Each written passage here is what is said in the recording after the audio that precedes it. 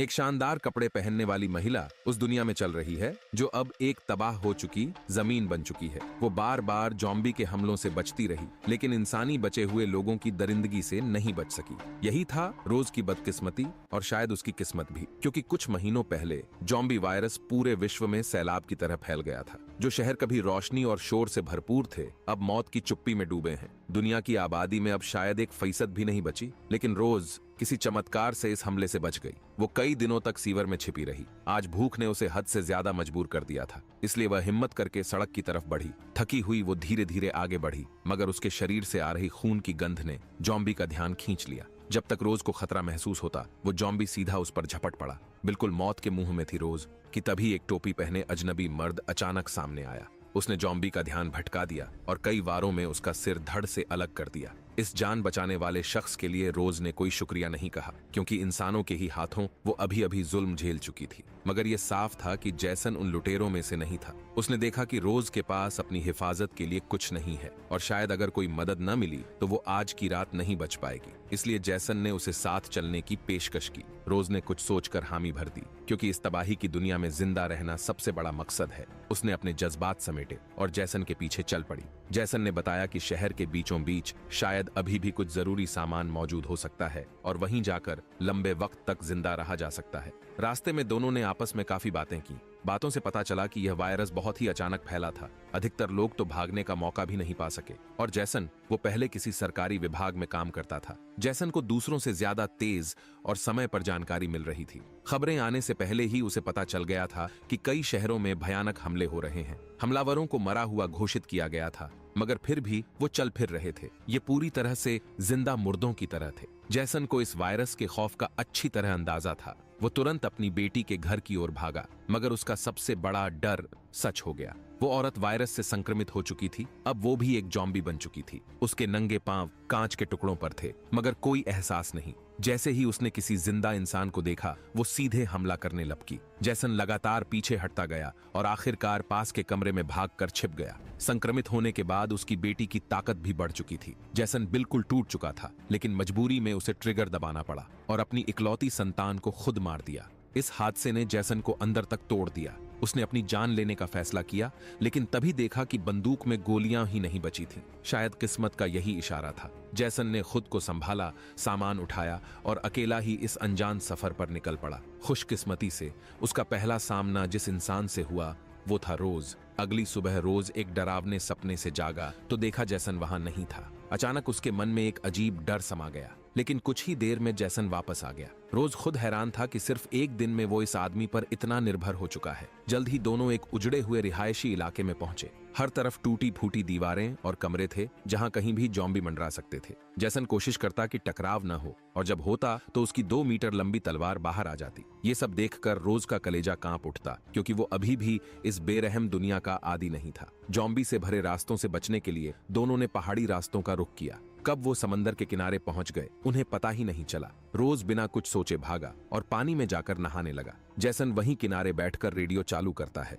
सरकारी चैनल अब भी बार बार वही बात दोहरा रहा था। फिलहाल सबसे जरूरी है वायरस पर काबू पाना, और सभी से अपील की जा रही थी कि बिना जरूरत घर से बाहर न निकलें। वो रोज को लेकर जंगलों से गुजरा। अचानक सामने से कुछ आवाजें आईं। जैसन ने तुरंत चुप रहने का इशारा किया और दोनों झाड़ियों में छुप गए। उन्होंने देखा कि 2 बचे खुचे इंसान पास आ रहे थे। उनकी बातचीत से पता चला कि पास में एक अस्थायी व्यापार बिंदु ट्रेडिंग पॉइंटर है। जैसन को दिलचस्पी हुई और वो दोनों का पीछा करते हुए एक पहाड़ी गुफा तक पहुंच गया। उसे मालूम था कि यहाँ कुछ लोग सामान की अदला बदली कर रहे हैं और वह कुछ पीने का साफ पानी लेना चाहता था। गेट पर मौजूद गार्ड ने वहां के इंचार्ज को बुलाया। रोज ने जैसे ही उसे देखा, वो तुरंत जैसन के पीछे छुप गया, क्योंकि वो वही आदमी था जिसने रोज के साथ ज्यादती की थी। बालों में छोटी बांधे हुए वो दरिंदा। छोटी वाले ने भी रोज को पहचान लिया और जैसन को इशारे में कहा कि वह इस औरत के बदले सामान ले सकता है। जैसन ने बिना कुछ कहे अगला कदम उठाया। उसने चुपचाप बंदूक उठाई और छोटी वाले को गोली मार दी। इस घटना के बाद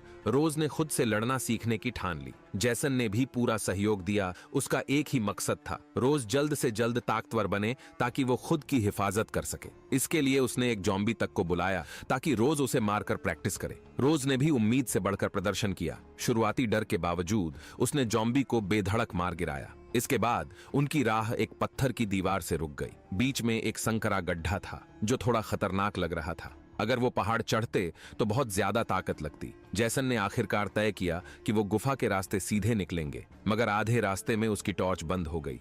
अब लौटना मुमकिन नहीं था। दोनों ने चमकने वाली स्टिक ली और अंधेरे में रास्ता टटोलते हुए आगे बढ़े। जैसे ही वो गुफा के अंतिम हिस्से के पास पहुंचे, सामने की ओर एक परछाई दिखी। जैसन कुछ समझा और तेजी से दौड़ पड़ा। गुफा से बाहर निकलते ही उसने एक प्यारी सी छोटी लड़की को देखा। वो भागती हुई अपनी माँ के गले लग गई।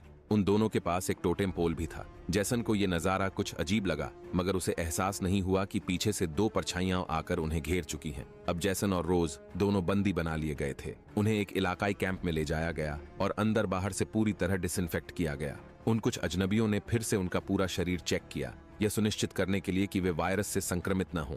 जैसे ही दोनों लोग उस क्षेत्र से बाहर निकले, उनके सामने था एक साधारण सा बचे खुचे लोगों का शिविर। पूछने पर पता चला कि इस जगह को गार्डन यानी बगीचा कहा जाता है और इसे एक दाढ़ी वाले व्यक्ति हेडन ने धीरे धीरे खड़ा किया है। यहाँ लोग सब्जियां उगाकर और शिकार करके जीवित रहते हैं। चारों ओर के प्रवेश द्वारों पर पहरेदार तैनात हैं जो बारी बारी से अपनी ड्यूटी निभाते हैं। जो भी लोग यहाँ रहते हैं वे एक दूसरे को परिवार मानते हैं। जैसन और रोज की कहानी सुनकर हेडन ने दिल से उन्हें आमंत्रण दिया कि वे यहीं बस सकते हैं। हालांकि जैसन को अभी भी इस जगह को लेकर बहुत संदेह था। इसके उलट रोज को यहाँ बहुत अच्छा लग रहा था। रास्ते में उसने कई खूबसूरत लड़कियां देखी जिनकी उम्र उससे मिलती जुलती थी। खास तौर पर एक सुनहरे बालों वाली लड़की बहुत गर्मजोशी से पेश आई। उसने खुद रोज के लिए एक आरामदायक टेंट तैयार किया। दोपहर का खाना खाने के बाद जैसन रोज के पास आया और अपना प्लान बताया। जैसे ही अंधेरा हो, दोनों को ये जगह छोड़ देनी चाहिए, मगर रोज ये समझ नहीं पा रहा था। उसे तो यहाँ रहना ही बेहतर लग रहा था। न तो उसे हर वक्त ज़ॉम्बीज़ से लड़ना पड़ता, न ही इंसानों की चालबाजी से।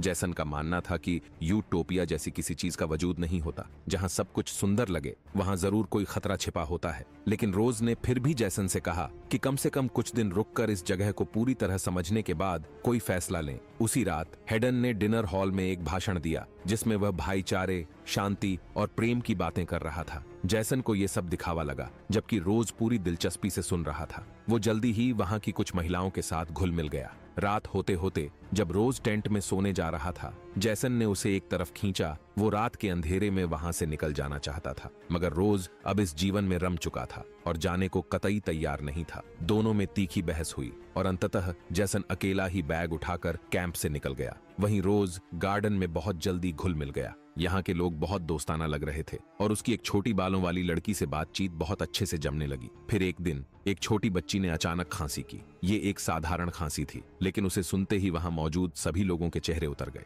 छोटी बालों वाली लड़की ने चुपचाप रोज से मिलकर उसे सावधान रहने को कहा। अगले ही दिन रोज ने देखा कि उस बच्ची की मां जंगल की तरफ जाते हुए जोर जोर से रो रही थी। वहीं रोज ने अनजाने में सुनहरे बालों वाली महिला को हेडन के साथ खेलते हुए देख लिया। दूसरे दिन हेडन ने खुद रोज को बहुत गर्मजोशी से कैंप का चक्कर लगाने के लिए कहा, मगर जैसे ही वे परिवार के सदस्य तक पहुंचे, हेडन ने रोज को छूने की कोशिश की। रोज को अपने पुराने जख्म याद आ गए। वो ऐसी नजदीकियों से सहज नहीं थी। ये बात सुनते ही हेडन का चेहरा अचानक सख्त और डरावना हो गया। टेंट से बाहर आने के बाद रोज ने साफ महसूस किया कि सुनहरे बालों वाली महिला अब उससे दूरी बनाए हुए है। वो अपनी सफाई देना चाह रही थी कि उसके और हेडन के बीच कुछ भी नहीं हुआ, लेकिन तभी एक जोरदार खांसी ने उसकी बात बीच में ही काट दी। उसी रात उसकी दोस्त छोटे बालों वाली लड़की चुपके से रोज के टेंट में आई। उसने चेतावनी दी कि उसे जल्द से जल्द ये जगह छोड़ देनी चाहिए, मगर जैसे ही वो मुड़ी, सामने खड़ी थी सुनहरे बालों वाली महिला। अगले ही पल किसी ने उसका सिर पीछे से दबोच लिया और खींचते हुए बाहर ले गया। रोज को भी उसी तरह घसीटकर प्लास्टिक के एक टेंट में बांध दिया गया।